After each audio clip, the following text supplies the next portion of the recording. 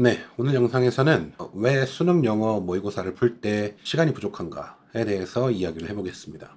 학생들이 실제로 모의고사를 보다 보면 얼마 풀지도 않았는데 지금 한 5문제, 10문제 남았는데 벌써 시간이 5분, 10분 남아있는 그런 상황을 정말 자주 마주하게 될 겁니다. 아니면 듣기 방송이 막 나오고 있을 때 원래는 이제 듣기를 쭉 그냥 온전히 듣기에만 집중해서 문제를 쭉 풀어야 되는데 그게 아니라 듣기 문제 풀다가 갑자기 뒤로 가서 독해 문제 풀다가 다시 앞으로 가서 듣기 막 풀다가 다시 또 뒤로 가서 독해 문제를 풀고 이런 식으로 왔다 갔다 하면서 문제를 풉니다. 저는 그런 학생들은 사실 다 좀 안정적인 1등급이라고 보기는 어렵다고 생각을 하거든요. 왜냐면 그런 증상이나 행동들이 결국 나타내는 건 뭐냐? 이 학생의 독해력이 부족하다라는 거를 나타내기 때문입니다. 그러면 결국에는 시간 단축을 하기 위한 가장 확실한 방법은 독해력을 높이는 겁니다. 독해력이 아주 높아지면 어떻게 풀어도 그냥 시간 내에 다 풀고 만점을 받을 수 있거든요. 근데 이 독해력을 높인다는 게 무슨 뜻이냐? 어떤 문장이 있잖아요. 그러면 그 문장 안에 들어있는 단어도 모르는 게 없어야 되고 그 단어를 모른다 그렇게 접근하는 거는 사실 1차원적인 접근이고요. 단어가 여러 가지 뜻이 있잖아요. 그죠? 품사가 여러 개고 뜻도 여러 개란 말입니다. 그거를 즉각적으로 판단하면서 지금 이 단어의 품사가 뭔지 정확하게 판단을 하면서 그거에 맞게 해석할 수가 있어야 되고요. 단어적인 측면에서. 그 다음에 문법적 개념 다 장착이 되고 체화가 돼 있어서 어떤 문법 구조를 봤을 때 그게 바로바로 캐치가 돼야 돼요. 이거는 과거분사, 이거는 현재 분사, 이거는 진행형, 이건 수동태, 이건 현재 완료, 얘는 분사구문, 얘는 복합관계사, 얘는 가정법, 얘는 접속사 that, 아니면 얘는 대절의 that, 이런 것들이 바로바로 캐치가 돼야 됩니다. 그리고 그런 문법 개념을 파악하는 것뿐만 아니라 그 문법 개념들이 서로 복합적으로 연결되면서 하나의 문장을 구성을 하는데 그 문장 구조가 다 보여야 돼요. 아마 여러분도 단어 공부하고 문법 공부할 겁니다. 근데 왜 속도가 느리냐? 그 이유는 여러분이 생각하는 것보다 훨씬 더 그 판단이 빨라야 되기 때문에 그래요. 그러니까 여러분이 느리다고 뭔 말인지 아시겠어요? 여러분의 속도가 10, 5 이 정도라면 여러분이 도달해야 하는 속도는 70, 80, 90, 100, 200 그죠? 그 이상이란 말이에요. 그러니까 여러분이 문법을 몰라서 단어를 몰라서 그래서 막 시간이 든다? 그거는 그냥 공부를 해서 채워 넣으면 되는 겁니다. 그죠? 근데 단순히 내가 모르는 것들을 채워 넣는 것만으로는 충분하지가 않고 그거를 아주 숙달을 시켜야 돼요. 아주 그냥 내 몸의 일부처럼 돼야 돼요.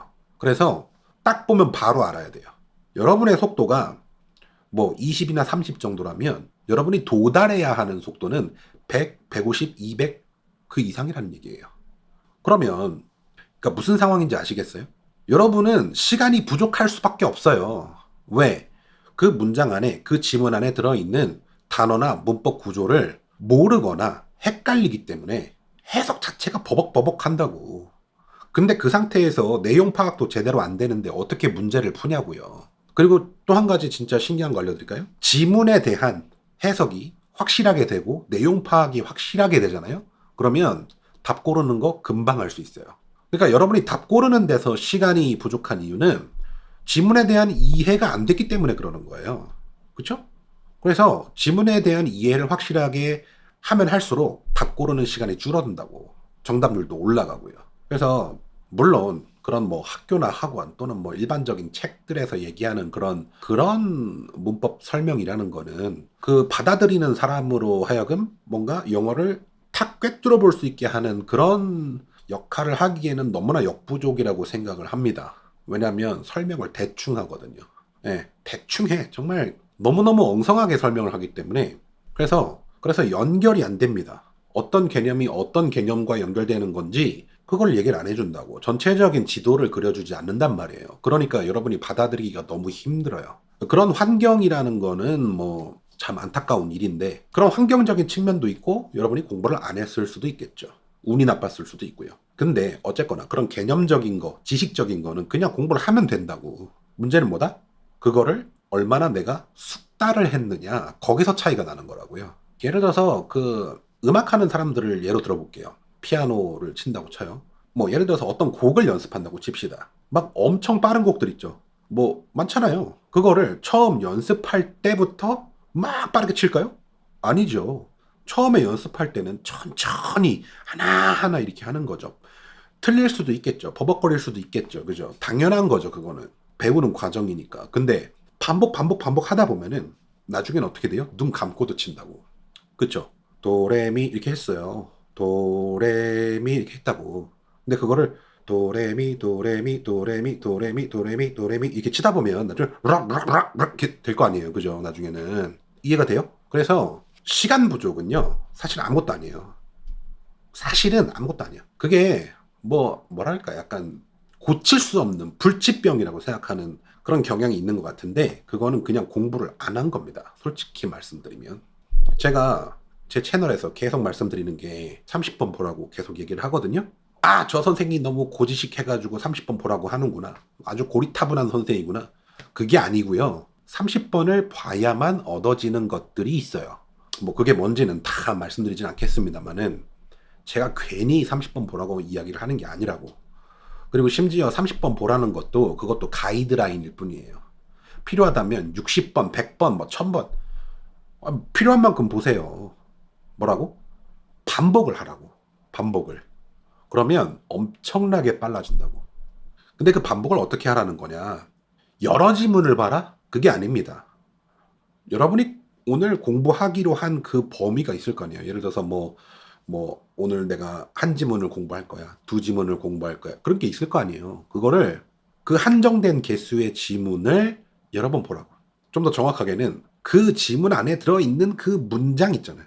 그 문장을 여러 번 보면서 거기에 모르는 게 없는지 다 확인을 하시고 모르는 게 없다면 그 상태에서 여러 번 읽어보시라고.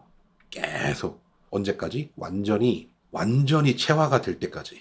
저는 진짜 황당한 게 뭐냐면 여러분 1 더하기 1이 2라는 거를 여러분한테 한 100번 물어본다고 칩시다. 그러면 여러분 그 100번 질문을 받았을 때 한 번이라도 틀릴 자신이 있습니까? 생각을 해봐요. 1 더하기 1이 2잖아요. 그거를 여러분한테 누가 와가지고 뭐 100번, 1000번, 10,000번 물어보면 여러분은 그 중에 한 번이라도 틀리냐고. 안 틀리잖아요. 뭐 그거랑 똑같은 거예요. 뭐 현재 완료가 나왔다. 그러면 현재 완료를 어떻게 해석해야 되는지 그거를 100번, 1000번, 10,000번 물어본다고 해서 그거를 틀린다는 게 그걸 틀리면 안 된다고. 그러니까 여러분은 그 반복을 통해서 어떤 지점에 도달을 해야 돼요. 어떤 지점? 절대로 틀릴 수 없는 지점에 도달을 해야 돼요. 근데 그렇게까지 공부 안 하죠? 그러니까 맨날 시간이 부족한 거예요. 이해되시겠어요? 네, 오늘 영상은 여기까지 하겠습니다. 감사합니다.